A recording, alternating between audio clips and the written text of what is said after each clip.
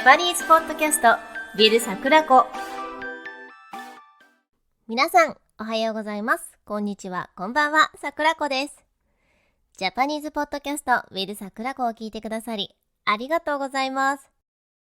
このポッドキャストは日本語を勉強中の方へ向けたポッドキャストで、日本の文化や行事、食べ物や私の体験など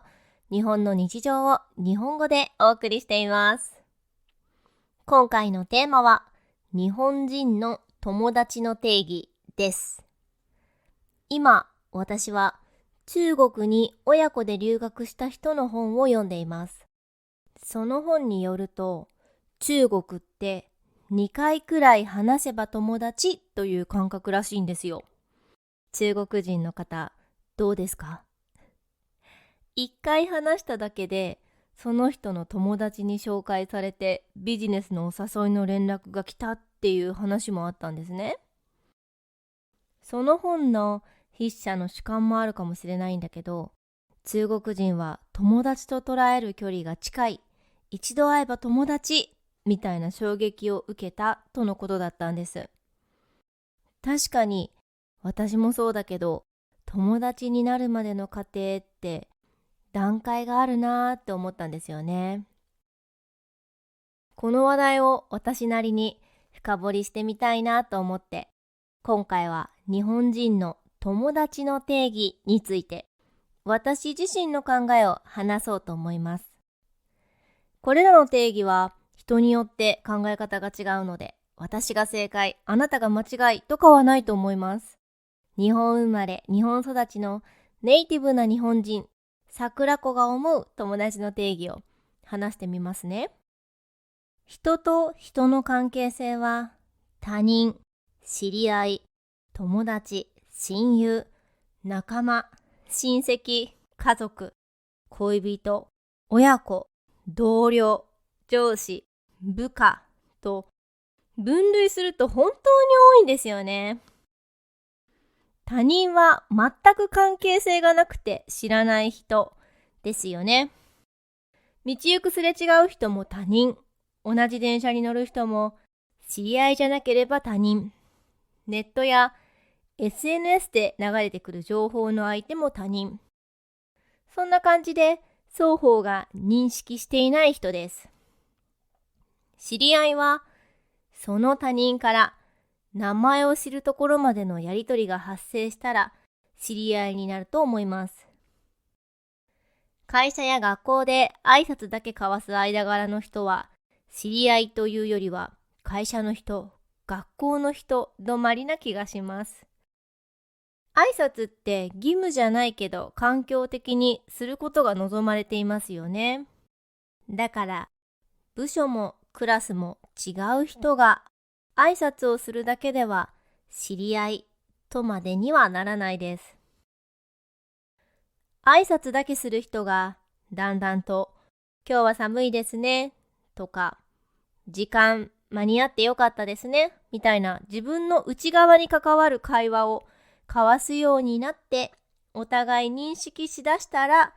知り合いというものになる気がします。でもそれは連絡先を知らなくてその場にいるから会話が成立する感覚です。で、その知り合いから連絡先を聞いてやり取りしたり、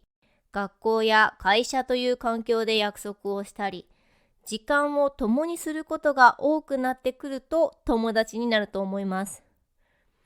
でも連絡先を交換してやり取りしているというのは、仕事の連絡や課題の共有など、事務連絡だけではなく、自分のことに関することを表出して、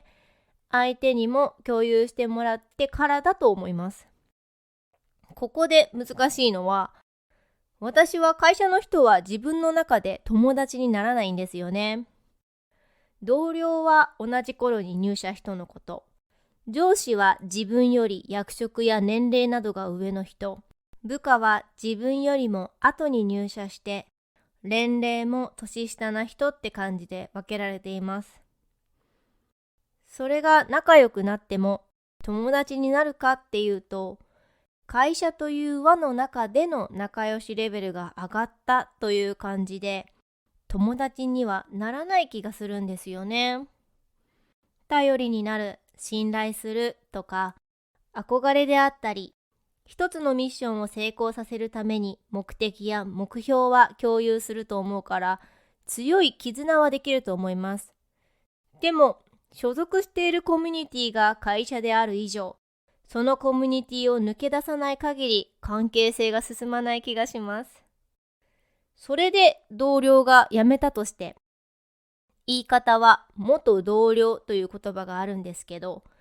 辞めてからも連絡を取っていたり、コンスタントに会い続けて、初めて友達になる気がします。会社という環境がなくても、話したり気が合うから自然と集まるね、みたいな感じです。私も一度転職していて、同期入社の子2人いるんですけど、その子たちとは友達というよりは同期という区分なんです。10年以上関係も続いているし、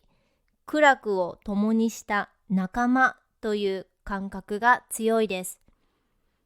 10年以上の培ってきた関係性があるので、連絡のやり取りが少なくても、1年に1回くらいしか会わなくても、全く関係が揺るぐ感じはしないです。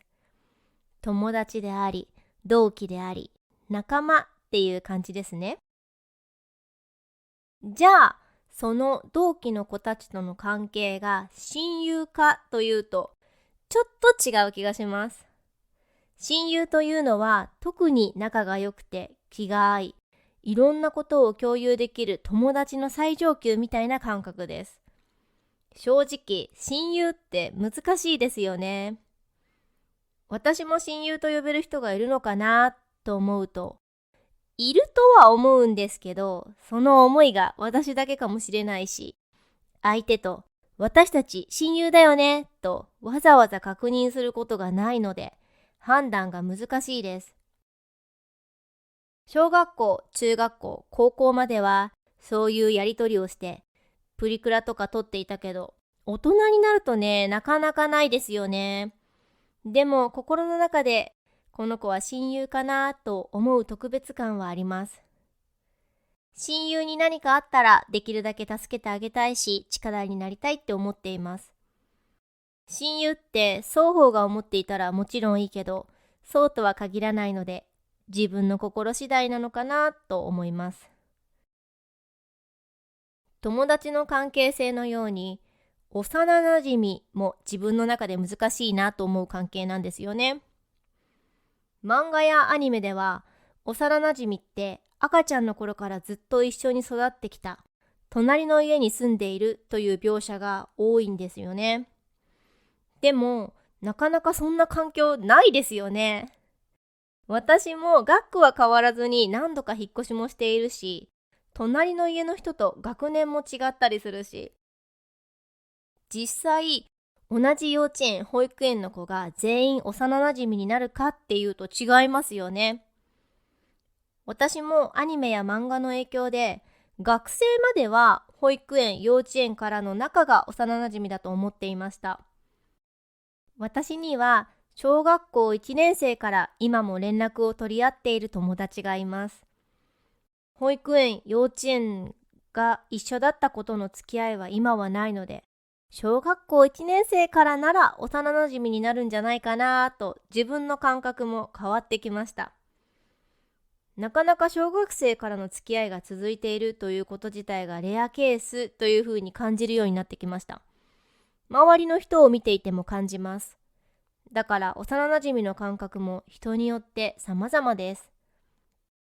都合のいいように私がその子を幼なじみにしたいだけかもしれない。でもその子には友達以上の何かを感じています。その子もそんな気持ちであったら嬉しいなと思います。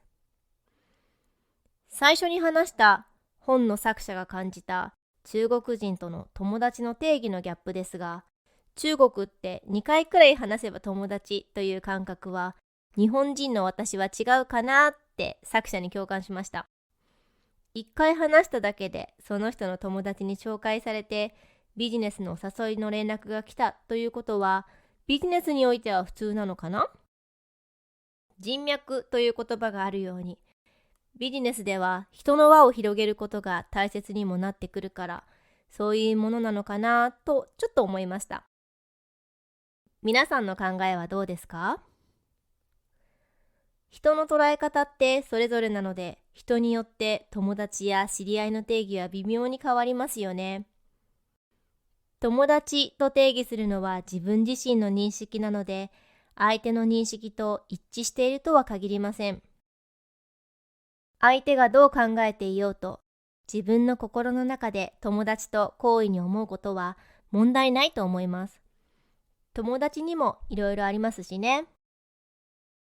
浅い友達、普通に友達、濃い友達、親友、唯一無二の親友みたいな感じで。その思いの濃淡はあれど、いろいろあって当然です。私はあまり自分の基準で測りすぎないようにしています。人間関係はすぐに結果が出るものでもないし、最終的に感じるものだと思うので、変な線引きはしないように気をつけたいところです。私は友達の関係性のハードルの低さは、大人と子供では子供の方が低いと思っています。